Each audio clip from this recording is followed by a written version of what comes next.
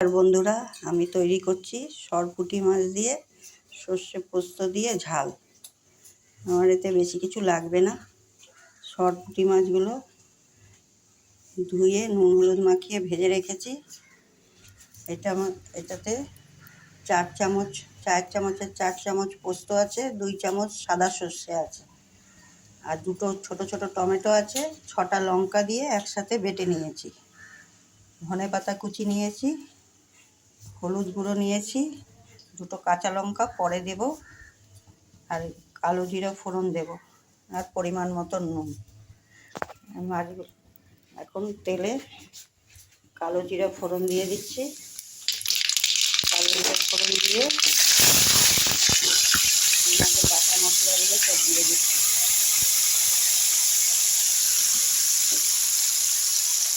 আমাদের বেশি হলুদ লাগবে না, অল্প হলুদই লাগবে। একটু হলুদ দিয়ে দিলাম,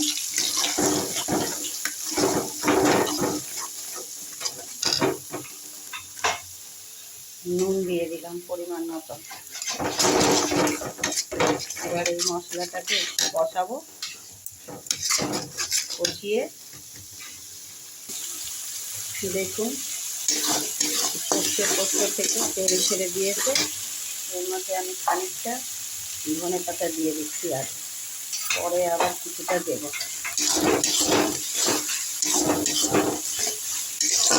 ধনেপাতাগুলো দিয়ে দিলাম, কষানো হয়ে গেলে এর মধ্যে দেখুন একদম তেল ছেড়ে দিয়েছে। এর মধ্যে আমি একটু জল দিয়ে দিচ্ছি।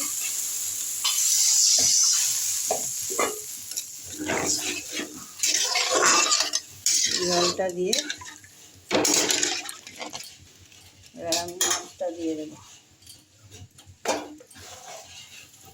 মাছগুলো দিয়ে দিচ্ছি, একসাথেই সব ফুটে উঠবে। ফুটে উঠলে ধনেপাতা দিয়ে নামিয়ে দেবো।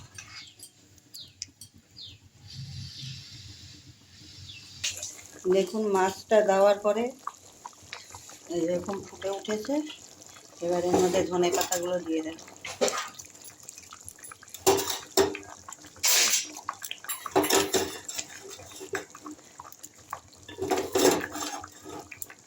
দুটো কাঁচা লঙ্কা দিয়ে দিলাম।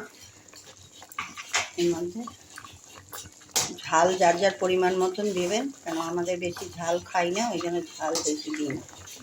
আর এটা তৈরি হয়েছে সরষের তেলে। আমি সাদা তেল বেশি ইউজ করি না, আমি সরষের তেলেই করি। দেখুন সরপুঁটি মাছের সর্ষে পোস্ত দিয়ে ঝাল দেখছেন কেমন লাগছে। খেতেও হেভি ভালো লাগে। একবার বানিয়ে খেয়ে দেখবেন, খুব অল্প তেল মশলায়।